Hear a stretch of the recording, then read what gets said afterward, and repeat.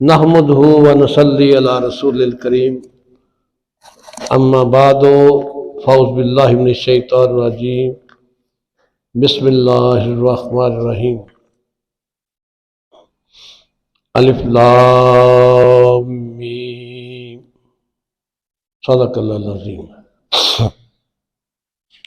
جیسا کہ یہ اللہ تعالیٰ کی دی ہوئی توفیق سے قرآن پاک کے ترجمے اور اس کی تفسیر کا سلسلہ شروع ہے، اس کے فضل سے اس کی یہ دی ہوئی توفیق کی صدقے ہی سارے کام ہو سکتے ہیں۔ اس سلسلے میں پہلے اپنا سبق شروع کرنے سے پہلے آپ کو بتانے کی ضرورت محسوس کرتا ہوں، یوں تو قرآن پاک کی مثال کسی چیز سے دی نہیں جا سکتی، کیونکہ ہمارے نبی صلی اللہ علیہ وسلم بے مثل ہیں اور ان پر اترنے والا جو قرآن ہے وہ بھی بے مثل ہے، اس کی مثال نہیں ہو سکتی۔ سمجھانے کے لیے ایک چھوٹی سی مثال یا طریقہ بتاتا ہوں۔ قرآن پاک کی مثال جو دی جاتی ہے سمجھانے کے لیے کہ یہ ایک نور ہے دودھ اور دہی کی طرح، اور اس کے بعد دودھ اور دہی سے مکھن نکالا جاتا ہے، مکھن کے بعد اس کو گرم کر کے پگھلا کے کاڑ کے اچھی طریقے سے ایک چیز تیار کی جاتی ہے جو بالکل خالص تن چیز ہوتی ہے، اس کو گھی کہتے ہیں۔ عام قرآن پاک پڑھا جائے، عام طریقے سے پڑھا جائے تو یہ نور ہے دودھ کی طرح، دہی کی طرح، اور اگر اس کو بڑے اچھے انداز میں خوش رحانی سے پڑھا جائے کہ راہ چلنے والا بھی اس آواز کو سن کر رک جائے، تو اس کی مثال مکھن کی طرح ہے۔ اور اگر اس قرآن پاک کو پڑھ کے ترجمے کے ساتھ اس پر عمل کیا جائے تو اس کی مثال ایک گھی کی طرح ہے، اور وہ اتنا بہترین چیز بن جاتی ہے۔ دوسری بات یہ ہے کہ قرآن پاک کو صحیح طریقے سے سمجھنے کی خصوصاً یہاں کافی سارے حفاظ کرام یہاں بیٹھے ہیں مدرسہ کے، میں یہ بات بتانا ان کے لیے بہتر سمجھتا ہوں کہ قرآن پاک ایک خط ہے جو اللہ تعالیٰ کی طرف سے امت محمدی صلی اللہ علیہ وسلم پر نازل کیا گیا، اور ہم قرآن پاک کو رٹ لیتے ہیں طوطے کی طرح، ہمیں یہ پتہ نہیں ہوتا کہ اس خط میں کیا کچھ ہے۔ یوں سمجھ لیں کہ ہم نے کسی جگہ پہ جانا ہے اور اس کا رستہ ہمیں معلوم نہیں ہے، جس جگہ پہ جانا ہے وہ جگہ بھی بڑی کمال کی ہے اور جانا بھی ضرور ہے، لیکن اس کا رستہ نہیں ہے، تو اس کی مثال یہ دوں گا کہ قرآن پاک ہمیں وہ راستہ دکھاتا ہے جس کا نام جنت ہے۔ قرآن پاک وہ ہمیں پگڈنڈی سکھاتا ہے جس کا نام قبر کیا نور ہے، قبر کی روشنی ہے۔ ہمیں قبر کا نور تو مل گیا، روشنی مل گئی، جنت مل گئی، لیکن اس کا پہنچنے کے لیے ہمیں طریقہ نہیں آ رہا۔ اس کا طریقہ یہی ہے اس قرآن پاک کو پڑھا جائے اور پڑھ کر اس پر عمل کیا جائے۔ ایک دفعہ دروشی پڑھ لیں، الصلاۃ والسلام علیک یا سیدی یا رسول اللہ وعلی آلک و صحابک یا سیدی آمین۔ ان الذین کفروا، انا بے شک، الذین جن لوگوں نے، کفروا انکار کیا، کفر کرنا، کفر کیا، کفر کا مطلب ہوتا ہے انکار کر دینا۔ بے شک جن لوگوں نے انکار کیا، جو کافر ہوئے، سواء برابر ہے ان لوگوں کے لیے، علیہم ان پر، انذرتہم چاہے آپ انہیں ڈرائیں، ام لم تنذرہم یا انہیں نہ ڈرائیں۔ اے پیارے حبیب صلی اللہ علیہ وسلم، جو لوگ انکار کرنے والے ہیں، جنہوں نے اسلام کا انکار کر دیا، قرآن کا انکار کر دیا، سونے حبیب کا انکار کر دیا، ان لوگوں کے لیے برابر ہے چاہے آپ اسے ڈرائیں یا نہ ڈرائیں، لا یؤمنون وہ ایمان لانے والے نہیں ہیں۔ میں کوشش کروں گا کہ آپ کو اس طریقے سے سمجھائے گا کہ آسانی کے ساتھ سمجھ آ جائے۔ قرآن پاک کی بات ساتھ ساتھ بتاتے جاتے ہیں، مزے کی بات ہے۔ نبی پاک صلی اللہ علیہ وسلم کہ حیات مبارکہ سے پہلے انبیاء اور رسل جتنے بھی آئے ہیں ان کی امتوں نے یا ان کفار نے یا مشرکین نے جنہوں نے بھی سوال کیا تو ان نبیوں نے دیا. لیکن قرآن پاک کا اسلوب پڑھ کے دیکھنا جہاں جہاں ماشاءاللہ سنیں گے آپ کہ جب بھی کسی امتی نے سوال کیا، جب بھی کسی کافر نے سوال کیا، جب بھی کسی مشرک نے سوال کیا، کسی نے سوال کیا محمد عربی صلی اللہ علیہ وسلم سے، اس سوال کا جواب محمد عربی صلی اللہ علیہ وسلم کو دینے کی ضرورت نہیں پڑی، اس کا جواب رب تعالیٰ نے خود دیا. یہ اسلوب ہے. پیارے بھی جو لوگ کفر کرنے والے ہیں، جن لوگوں نے کفر کیا، ان کے لیے برابر ہیں، چاہے انہیں ڈرائیں یا نہ ڈرائیں، وہ ایمان لانے والے نہیں ہیں. یا اپنے حبیب صلی اللہ علیہ وسلم کو دلیری دی جا رہی ہے اور بتایا جا رہا ہے کہ ان کے وہ ایمان لانے والے نہیں ہیں. اس کے لیے مزید وضاحت اللہ تعالیٰ شرم ختم اللہ، مور لگا دی اللہ تعالیٰ نے علی قلوبہم، ان کے دلوں پر. اللہ تعالیٰ نے ان کے دلوں پر مور لگا دی ہے. وعلی سمعہم، اور ان کی قوت سماعت، ان کے کانوں پر اللہ تعالیٰ نے مور لگا دی ہے. وعلی ابصارہم، اور ان کی آنکھوں کے سامنے کیا ہے؟ غشاوۃ، ایک پردہ ڈال دیا ہے مالک نے، ان کی آنکھوں کے سامنے پردہ ڈال دیا ہے. وَلَهُمْ عذاب عظیم، اور ان کے لیے ہے عذاب، بہت بڑا عذاب ہے. یہ پیارے سامعین ذہن میں رکھنی چاہیے، آپ نے باتیں ذہن میں رکھ رہی ہیں کہ ان کے لیے یہاں لفظ عذاب عظیم کا آیا ہے. یہ وہ لوگ ہیں جنہوں نے کفر کیا ہے، بہت بڑا عذاب ہے. قرآن پاک میں متعدد جگہوں پہ آتا ہے عذاب عظیم، عذاب علیم، عذاب مہین. اب کافروں کے لیے بتایا گیا کہ ان کے لیے بہت بڑا عذاب ہے. اللہ تعالیٰ شاہ فرماتے ہیں وَمِنَ النَّاسِ، اور من سے، الناس لوگوں میں، اور لوگوں میں کچھ لوگ ایسے بھی ہیں میں یقول، جو کہتے ہیں آمنا، ہم ایمان لے آئے، باللہ، اللہ تعالیٰ پر، وبالیوم الآخر، اور آخرت کے دن پر، وما ہم بمؤمنین، اور حالانکہ وہ نہیں ہیں ایمان لانے والے، یحادعون اللہ، وہ دھوکہ دیتے ہیں اللہ کو، والذین، اور ان لوگوں کو جنہوں نے آمنوا، ایمان لائے، انہیں دھوکہ دیتے ایمان والوں کو. وما، پھر اللہ نے خود ارشاد فرما دیا وما یخدعون، اور وہ دھوکہ نہیں دیتے الا، مگر انفسہم، وہ تو اپنی جانوں کو دھوکہ دے رہے ہیں. وما یشعرون، اور انہیں اس بات کا شعور تک نہیں ہے، سمجھ تک نہیں ہے. ظاہری طور پر خدا اور اس کے ماننے والوں کو دھوکہ دے رہے ہیں، لیکن حقیقت میں ایسا نہیں ہے، وہ اپنے آپ کو دھوکہ دے رہے ہیں.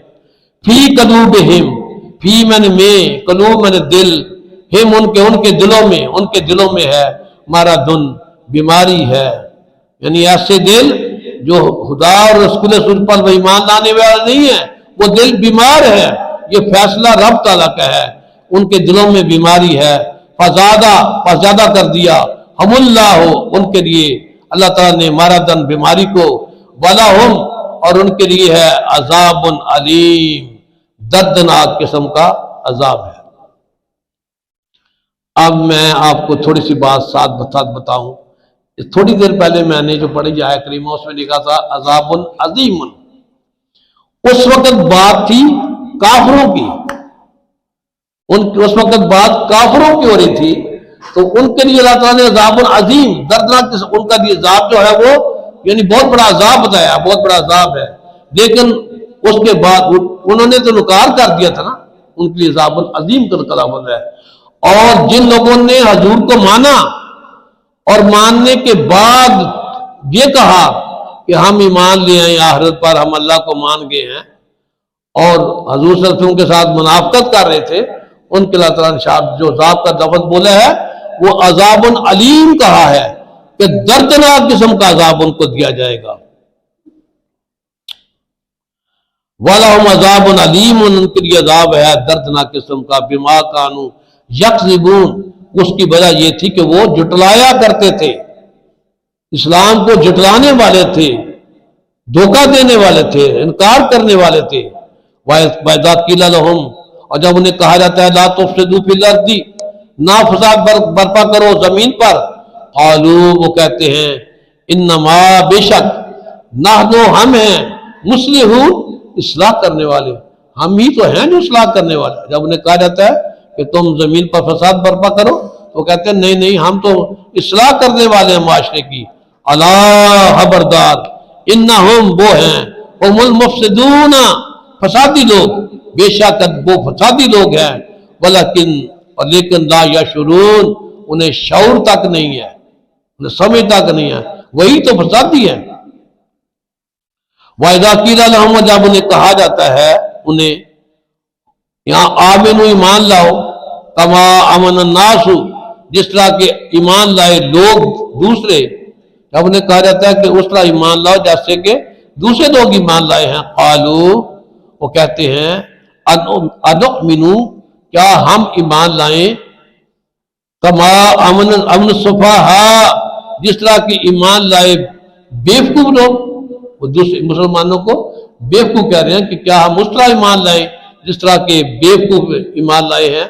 اب اس چیز کا جواب اللہ تعالیٰ دے رہا ہے، الا خبردار انہم هم السفہاء بے شک وہی بیوقوف ہیں، ولکن لا یعلمون اور لیکن انہیں جان نہیں ہے، اس کی پہچان نہیں ہے، وہ جانتے نہیں ہیں۔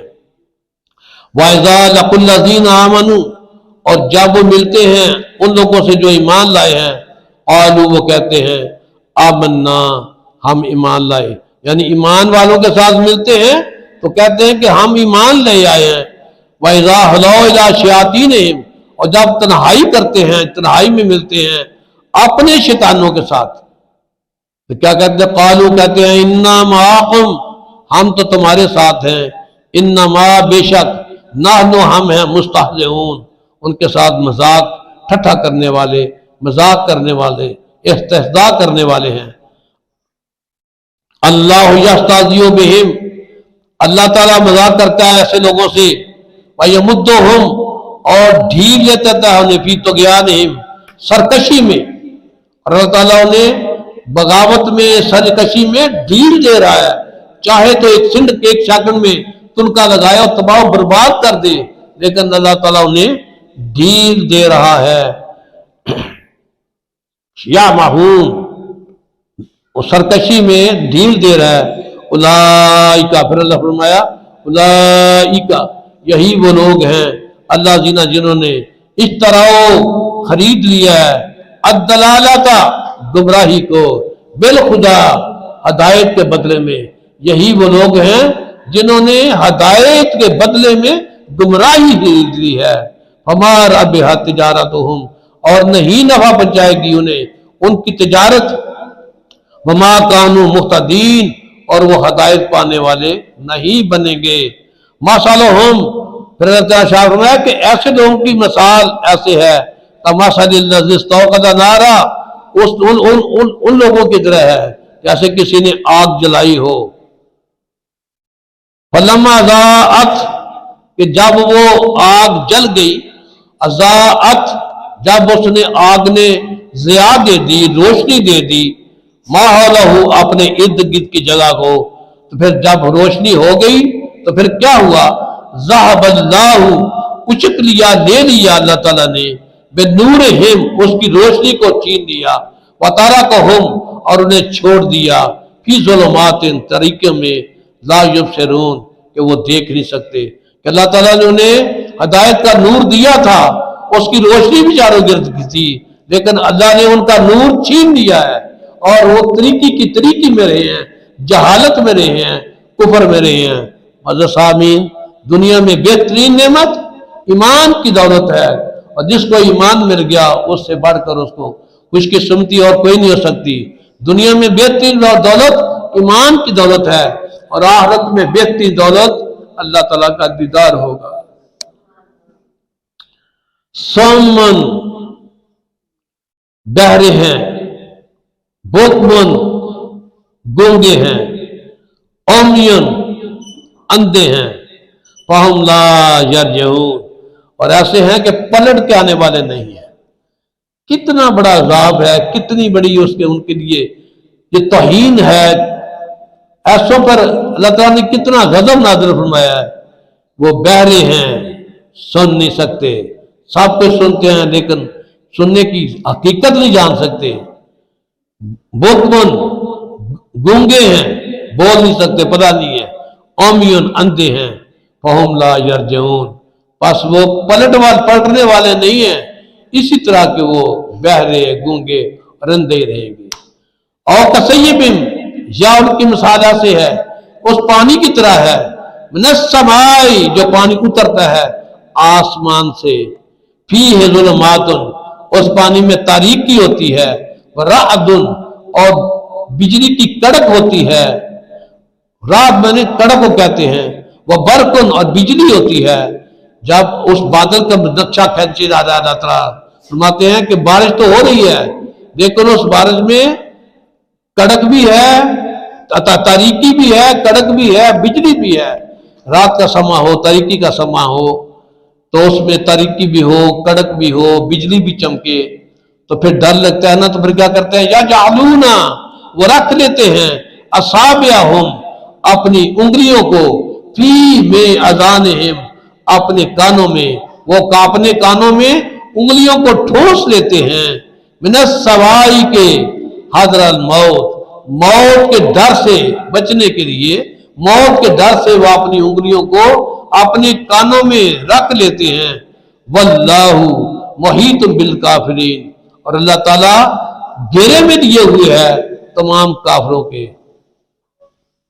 یحتفو یقاد البرق ان قریب ایسا ہے کہ کچک لے، یحتفو ابصارہم کہ بجلی برق بجلی جو ہے، یحتفو کچک لے ابصارہم ان کی آنکھوں کو، ان قریب وہ بجلی اٹھا لے ان کی آنکھوں کو، ان کی آنکھوں کو، کلما ضاء لہم جب ان پر آگ جلائی جاتی ہے، روشنی کی جاتی ہے، مشوا فیہ تو اس روشنی کی وجہ سے وہ چلنا پھرنا شروع کر دیتے ہیں۔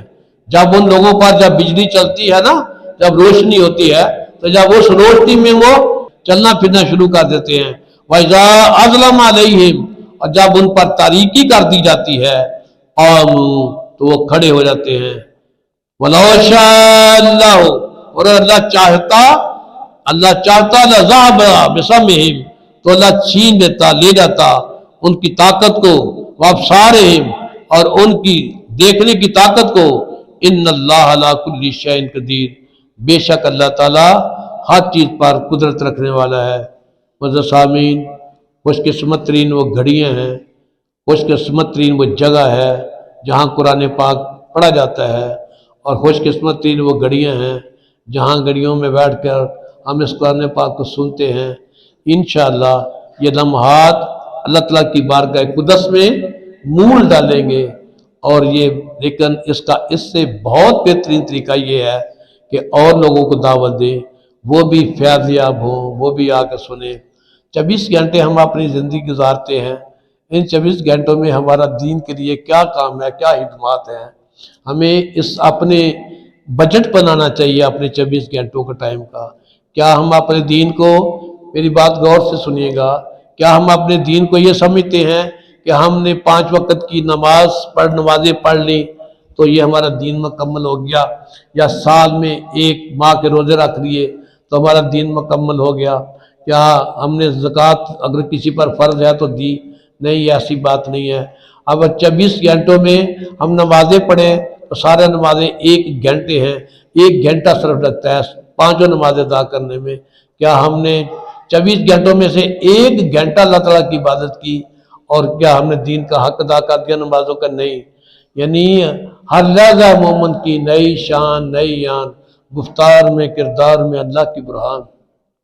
ہمیں تو ہر لحاظ سے ہمارا ہر لمحہ، ہر گھڑی جو ہے وہ دین میں ہے، اگر ہم اس کے لیے اخلاص، اپنی نیتوں میں اخلاص پیدا کریں۔ نیتوں میں اخلاص یہی ہے کہ ہمیں گھر گھر فرد ہر ایک بندے تک یہ دین قرآن پاک کا درس ہے اور دین کی جو مسائل ہیں یہ ہمیں پہنچانے ہیں۔ تو مرتضیٰ شیرِ خدا شاہ فرمایا کہ جس شخص نے مجھے ایک لفظ سکھایا اس نے اپنا غلام بنا لیا۔ تو آپ اپنی نیتوں میں اخلاص پیدا کریں، اس دین کو پھیلائیں، لوگوں کو ڈرائیں جہنم سے، جنت کی بشارت کے لیے جو چیزیں آئی ہیں وہ ہمیں انہیں بتائیں، تاکہ ایسی چیزیں ہم سیکھیں، سکھائیں اور نبی واسم کو امتی نارے جہنم سے بچ جائیں۔ یہ مہینہ ویسے بھی رمضان المبارک کا مہینہ ہے، تو اس میں جنت کی دعا کرنی چاہیے، دوزخ سے بچنے کی دعا کرنا چاہیے۔ اللہم صلی علی محمد وعلی محمد کما صلیت علی ابراہیم وعلی ابراہیم، اللہم بارک علی محمد وعلی محمد کما بارکت علی ابراہیم وعلی ابراہیم انک حمید مجید۔ اے خالق کائنات، مالک کائنات، رازق کائنات، معبود کائنات، مسجود کائنات، وحدہ لا شریک، تیرا بے حد و بے شمار ہے کہ تو نے کلمہ کو بنایا، اس نبی کا امتی بنایا جس کے امتی ہونے کے لیے انبیاء علیہ السلام درخواستیں دیا کرتے تھے، تو نے اس کا امتی بنایا۔ شرمندہ ہے کلمے کے تقاضے سے ہی پورے نہ کر سکے، آقا کریم کا پیارا امتی بن کے زندگی گزارنے کی توفیق عطا فرما۔ اعلیٰ دین متین تو نے ہمیں عطا فرمایا ہے، وہ دین عطا فرمایا جس کے بارے میں تو نے خود ارشاد فرمایا، ان الدین عند اللہ الاسلام، اسلام مذہب جو ہے وہ اللہ تعالیٰ کے نزدیک پسندیدہ مذہب ہے۔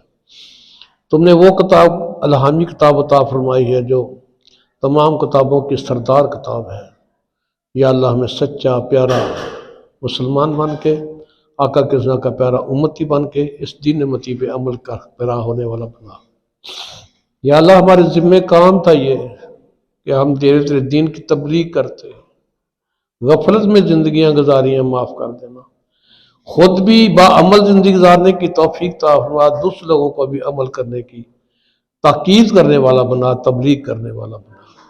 ہم ناتواں ہیں، ہماری آواز تو کسی کمرے تک نہیں جا سکتی ہے، اپنے کرم سے اس دین متی کی آواز کو دنیا کے تمام کونوں تک پہنچا دینا، خیر و برکت عطا فرمانا، آخرت کے لیے کامیابی کے زینے طے کرنے کی توفیق عطا فرما، عمر قلیل میں کار عظیم کی توفیق عطا فرما۔